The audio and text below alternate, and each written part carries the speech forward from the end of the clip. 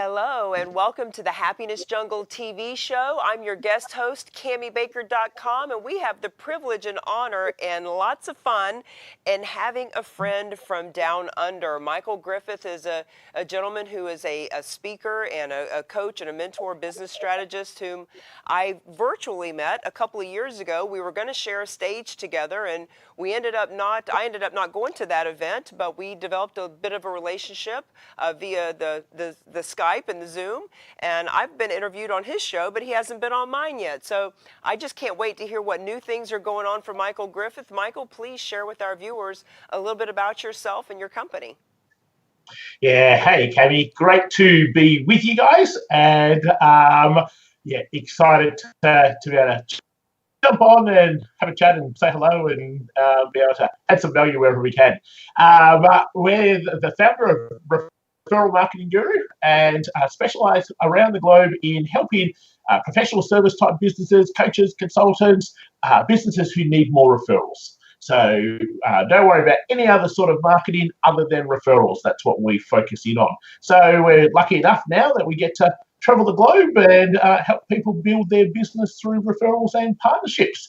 And as simple as what that sounds, there's certainly been a nice journey to be able to get there from being a teacher to an elite level basketball coach to this being our 7th business and selling 6 of them along the way. So life has certainly been a journey and something that's been very exciting. Well, I tell you, these days with people being so afraid of the phone and not making as much eye contact, I feel like social media has us being the most antisocial creatures ever. So, with building referral base, you should be busier than ever. Yeah, very, very true, very true. And I think doesn't matter what sort of widget or platform or algorithm comes along, people are still enjoy being sold to by humans, and most people buy through people they know and relationships. So the good old word of mouth referral strategy will never die. It just probably gets a little bit improved, and the way you can do things is a little bit different as technology changes and as human behavior changes. Well, talk to us about that. So give us a couple of little nuggets as to what it is that you help your clients to do to build those referrals. Yeah, I think the common sort of misconception is if I go out and I know someone, then they will find business for me. And it's so much more than that. Just because you go to networking events or you go to a conference and you hand out business cards and then all of a sudden we go, oh, well, this person knows me. So if they happen to find someone who needs what it is I do, I'm sure they'll remember me and pass the business on my way. Well, no. When you think that we like doing things with people who we know, like, and trust, and therefore a relationship is needed to be able to get people to know, like, and trust you. But it becomes more than that. It becomes, how do we put in place some sort of structure that not only when there is no like and trust, we're creating action plans with each other. So quite often people will go, well, I've got this network, you've got a similar sort of network, we don't compete with each other. How about you look out for me and I look out for you? And in theory, that sounds really good. But as we know, very little happens. We get busy, life gets in the way, we get pulled this way and that way, and in the end, we just don't do what we think we're going to do. So when you have consistent contact with someone where you're creating action plans of how you can actually help one another, that's when good things actually will take place and you can actually start passing referrals to one another. So I think the first thing is being more proactive rather than just being, I suppose, a scattergun of, well, I know lots of people now know me, they should be able to pass me business. Well, no, they're not going to. We've got to be able to find ways to actually help one another. And even if it's just one way, what's one thing I can do to be able to help you right now? If you did that every week with that person, we'd be amazed how many more opportunities people would actually create for us. So that's probably the starting point. There's so much to be said about what you just said. I have been to thousands of networking events, and I mean, when I say that, I'm serious. When I lived in New York City, I have been known to go to 5 networking events in a day. not in a week, in an actual day, 7 o'clock in Yeah. the morning, noontime, afternoon, evening, just so, and met tens of thousands of people. And there have been so many cards that have been exchanged. I almost feel like I'm a little jaded about it at this point. I was just at a networking event last night, and somebody asked me for my business card, and I give it to them, but I know it's just a wasted piece of paper. I know that they are never, ever, ever going to be the one that reaches out to me. And I know that when I reach out to them, even when I say, hey, you're an insurance person, I need insurance, here's my card, even then they don't call you back. It's the craziest thing that you meet all these people that not only don't know how to network, but can't even return a phone call or an email or a Facebook message. So what you do is so needed. Give me an example of a way to help these folks to interact with one another, like just an example. Yeah, I think the starting point is people make this bigger than what it needs to be. It's like, how am I getting married before I even go on my first date? So we make it in our mind so much bigger than what it needs to be that in the end we just don't do anything about it. So we sort of go 4 simple little steps. First, we've got to identify who could be our referral sources. So simply, who sells to the same people you sell to and you don't compete with one another. They're all potential referral sources. So when you start creating a list of, great, so let's just go for us, we work with coaches and consultants and professional service type businesses. We might go, well, they might need other types of marketing people. They might need web people, IT people, HR people, accountants, attorneys. They might need people who they might go to particular conferences or read particular types of publications. They're all particular referral sources for us. So the second thing is we've just simply got to ask. And this is what we just don't do enough of, where we just simply go, so Cami, I see we've got similar sort of networks. Shall we talk about how we might be referral partners or how we might be able to help one another? And that's it. It's either yes, I do want to do that, or no, I don't. Don't even think of anything past that first asking point. And I think we don't ask because we go, well, what happens if they say yes? What do we do next? And then what happens? And then what happens? And then what? Doesn't matter. They haven't even said yes yet. So get the first date by asking. So then someone says yes. Perfect. Well, let's now have a conversation to see if there's a fit or not. And we don't have to meet up for coffee. I think we just waste so much time with meeting up face to face with people. You jump on Zoom, you get to see each other or Skype, and in 10 minutes, you know whether this is somebody who you can do things with or not through having a quick little conversation with them. When in my conversation, I look for, do we have the same mindset? Do we have the same values? Do we have the same networks? Do we actually really want to help this person or not? And you can tell that within the first few minutes of whether you want to work with this person and be referral partners with this person or not. So let's say, yes, there's a good fit. So before we head up, let's find one way to help each other.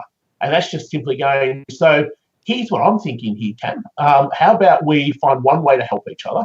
Is there something that I could do that promotes you or gives you exposure to our networks or helps you in one way? And then law of reciprocity, you're probably going to ask me the same thing. And we're going to find one way to help each other. Now, if that's easy to do, we follow through, we have, it's fun, then let's keep doing things down the track. But at least you'll know there and then whether it's a good person to do things with or not. So I think that's a simple little 4 steps to go through to start creating referral sources. Now, I have no problems in where you find referral sources. I think most people go to networking events, as an example, to find sales, where if you go there to find partners and then you just have a quick little conversation and you can send that ask template via email. And if you're asking 5-10 people every single week, you're probably going to have 2-3 good referral opportunity conversations in which then good things will come from there. I love that. So probably may I ask a couple of questions? Yeah. So one question is going to go in 2 different directions. One question is, when you have that conversation, because people ask me this too, and I'd love to have your input. When you have that conversation with someone and there's not a good fit and you know that you would never be able to send them a referral for whatever reason, is there an eloquent way of backing out of the relationship in a professional way where you're being honest so that they know that you're really never going to send them business? And, not just say, hey, it was nice to meet you, I hope we do business, but actually let them know so that they aren't continuing to ask you for business. And then the other question I have for you is, when you are speaking with them, you say, hey, okay, now what can I do for you? What can I do to help your business move forward? It's been my experience that when I ask people that, a lot of the times they can't come up with something. Like they're like, well, oh, I don't know. I mean, if you can send me a referral, that'd be great. But it's really hard for people to come up with exactly what you can help them with. So do you have any ideas of ways that when you ask someone, what can I help you with, ways to answer that? Does that make sense? Yeah, sure does. And in the end, it's what the foundations and the structures that we want to put in place that we always have, things that people can do to help us fill our CRM. That's what should be happening every single day. Let me come to the first question. Yes, if you can't help someone, and generally you'll know this within the first few minutes.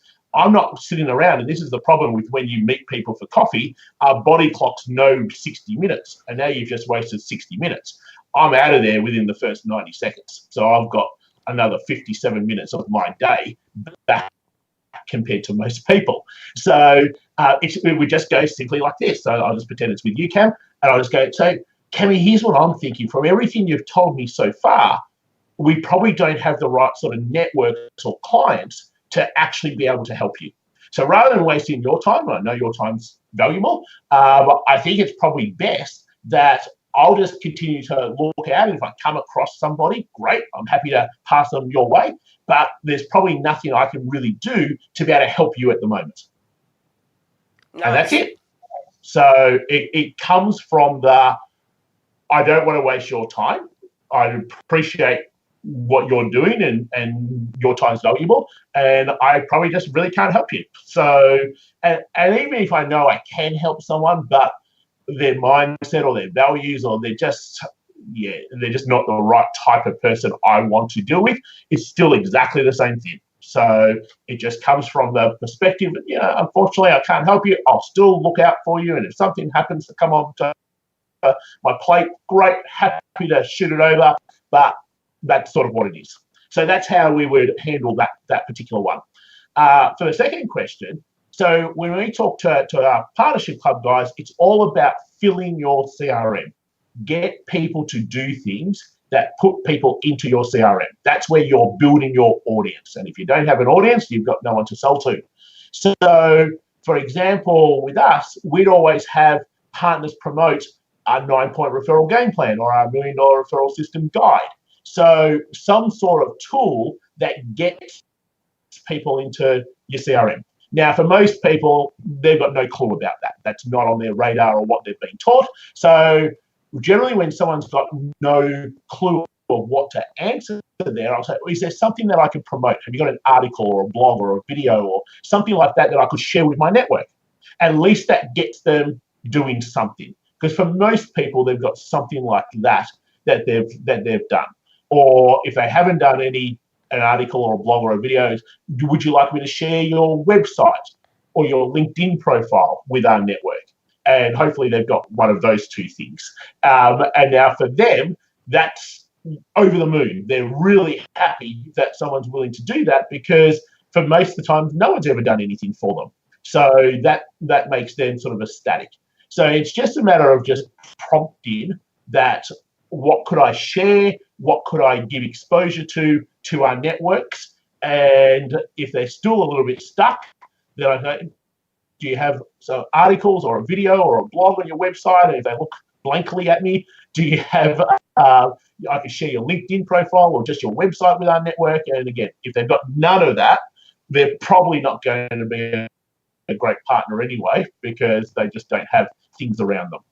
Well, I love how you always get to the point. And I know we've talked a year or so ago, I talked to you about how when I get on the phone for a discovery call, that I can be on the phone for an hour. And you said, oh, no, no, you need to be able to pre-qualify people in 10 minutes. And so can you talk about how when you get on the phone with someone who is a potential client, how to really keep it short and to the point and really qualify if this is someone that should be working with you? Yeah, great. And I think we take it now even steps further. So for most people, if we sort of just picture, most people have two circles. They have circle number one, attract. In fact, most people chase, but we've got to attract people who are actually interested in the solutions we have. So when you think about it, you've got people out there who have a pain point and are looking for a solution. That's what you call your audience. So that's circle number one. We've got to be able to attract our audience. Then for most people, they go straight into circle number four in our world, and that's sell. And they miss out on the most two important circles, 2 and 3. So instead of just going attract, sell, where 90% of people you've attracted aren't ready for a solution yet. So now you're actually selling to people who don't want a solution at the moment. We've got to go attract, then get people to raise their hand saying, yes, I actually want a solution. Then we've got to go to that circle number 2. Then the people who raise their hand, we need to qualify in some way. And we do that through a referral growth plan questionnaire. So we don't even speak to them until they do that particular little questionnaire so we can understand what's working, what's broken, what's missing. And then we can see how we can actually help them. So now we can actually get on a call to work out what it is that we might be able to do and how there might be a fit. So I think with all of this, it's about having structure and processes that just make things easier. And whether it's around having the right sort of conversations, whether it's about finding the right sort of people, whether it's about getting to the point or not, it's about just being clear on what are the structures and processes that allow those things to happen. I love it. I love that you have the processes in place. So are these the kinds of things that you teach? Because I know you fly to the States and do 40, 50 speaking engagements a year. When you have one of these live events, what exactly what are the processes you go through at the event? Yeah, there's so much that sits in my head. It's fun. So we have our own member events in which we're building out what we call our $1 million referral system. So that's all about how do we get our audience at the top of the funnel, how do we nurture our audience in the middle of the funnel, and how do we sell to our audience at the bottom of the funnel. So we're building out those processes and systems. Other times we're talking purely around referrals and how to build referral sources, create joint ventures, systemize client referrals. At times we're talking about our networks and how to grow our networks with the perfect people, how to engage with our networks so they create opportunities with you day in, day out, and how to create conversations with our networks so that you're always getting opportunities. Other times it's around partnerships and how do you leverage partnerships so that you leverage en masse into large numbers. How do you get partners to fill your CRM for you? And how do you gain mass exposure through partnerships? And I think that's probably one of the big ones is we love being able to get exposure, but if we're only ever speaking to our own people, that's nice. But imagine if you got to be in front of people who didn't even know you existed. That's where the fun starts to happen. And that can really happen through partnerships on a big level. So there's sort of 3 key areas of referrals, networks, and partnerships that we're sort of always focused in and around on. Nice. Well, now, in teaching all of that, do you have any events that you'd like to share with our audience that maybe are coming up, keeping in mind that, this show is going to be around for many months and many years? Are there specific names of programs that you'd like to talk about more than dates? Yeah, I think probably the best thing to do is to help people, like if getting referrals or filling your leads bucket and just getting more prospects to speak to is a bit of a pain point. Grabbing the 9-point referral game plan is probably the best thing to do, because then you'll always know what's coming up rather than trying to give a whole bunch of things. So it's just simply michaelgriffiths.com.au /plan. And if someone uses that, they can grab the 9-point referral game plan, and that will allow them some ways to be able to start generating more referrals and filling their leads bucket instantly, but then they'll always know what's happening and what's coming up at the same time. So that's probably the best thing for people to be able to get, which gives them some nice value. Nice. And for those who are watching who say, wow, I want a joint venture with Michael, I want him to show my stuff to his network. What does that look like? What does it take to qualify to be exposed to your network? Yeah, and to me, my simple question is always, is this valuable to the people around us? And if the answer to is this valuable to the people around us is yes, then perfect. That's what we're looking for. The mistake, and I came across someone last week when I was in LA, and the mistake that people make is they go, well, if I share other people's things, then they won't remember me or they won't buy from me. Okay, absolute rubbish. If they constantly hear from you only, then eventually they're going to get bored with you. So you need to show your network, the people around you, that you're a hub, that you've got a whole range of other people around, other experts around that you can tap into. Now, sure, you need to be still seen and heard probably 65, 70% of the time, but if you're heard only 100% of the time, then it's like that annoying kid who's only hitting the C note. Eventually, you get sick of hitting the C note or hearing the C note, and that's the same as your network. If they only ever hear from you or hear your voice, they get sick of it. So you need to make sure that you're sharing other things just to keep a spice within what are they going to get this week or what are they going to get today. So my simple question is, if I feel that it's valuable to our guys, then I think they should get to see it. Well, absolutely. And I'm all about abundance and about collaboration. And, our audiences are exactly the same. And what we do is similar, but so very different. And so, for me, as a matter of fact, I'll talk to you about that, about doing a little bit of joint venture and bringing you in front of some of my groups and things like that. Because frankly, when my people learn better how to build a referral network, when they are out there meeting tens, hundreds, thousands of more people and being referred and doing more business, well, they just got more people they can send my way too. Yeah, very, very true. Very true. So give me an example, please, of someone that you've worked with and where they were when you first met them, whether it's the size of their network or the size of their business or their mindset, and where they are today having worked with your group.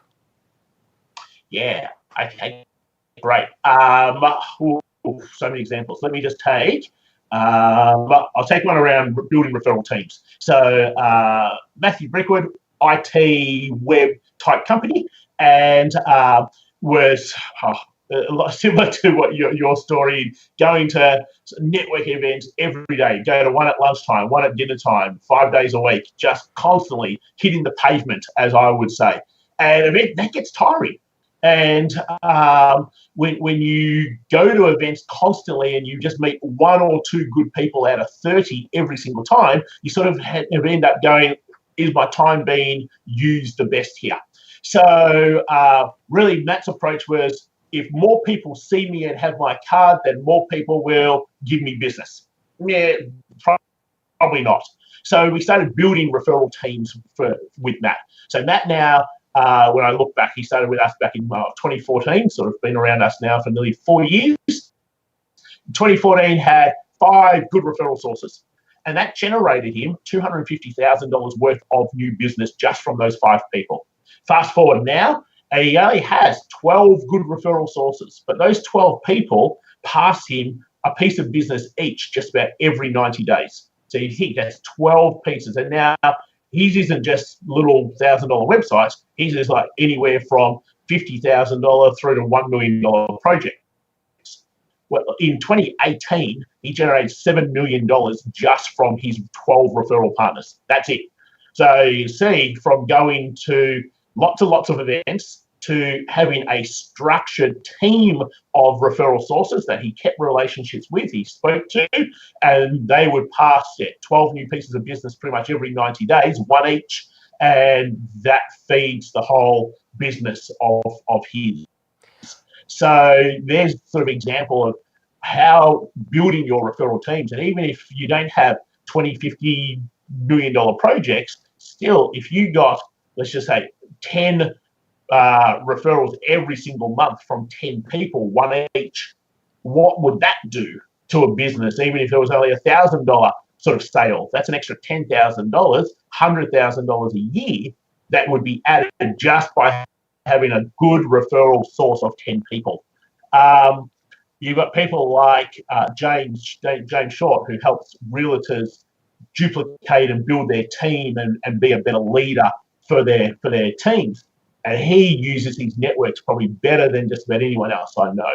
So we have things like our personal engagement plan, our front of mind plan, social conversation plans. And that's all about using your networks more effectively. How often do you reach out, say hello? How often do you like things? How often do you invite people to things? How often do you connect people in your network to things? In other words, do things every day to your network that make them feel warm and fuzzy. Because if you're making your network feel warm and fuzzy, it's really hard for them to get you. So it's how we get so many podcast, webinar, speaking opportunities every year. We don't have to ask for them. We just have to simply be warm and fuzzy with our network. So that is a great example of what James just has a virtual assistant doing that every single day for half an hour. And the opportunities that he gets, the publications he gets to write for, the conferences he gets to speak at, simply because he's always been remembered and he's always front of mind of that network. So there's a great example there of using our networks. Lots of examples around partnerships and being able to reach out to people to do webinars. I think the best one's probably Holly, who helps personal trainers to be able to grow their business. So she reached out to the Australian Fitness Institute and they had a quick conversation. The Institute goes, I'd love if you could run a webinar for our personal trainers. Holly goes, perfect, would love to. 720 personal trainers turn up on the webinar. She has 140 clients within 90 minutes. Well, Michael, you've got a ton of great stories. We've only got 10 seconds left. I want to hear more of them. I just want to invite all of our viewers to reach out to Michael. I need to do it myself. CamiBaker.com. Thank you for being on the TV show. Absolute pleasure, Cami. Thank you. Sorry about that. The clock was ticking down. I had to. That's fine.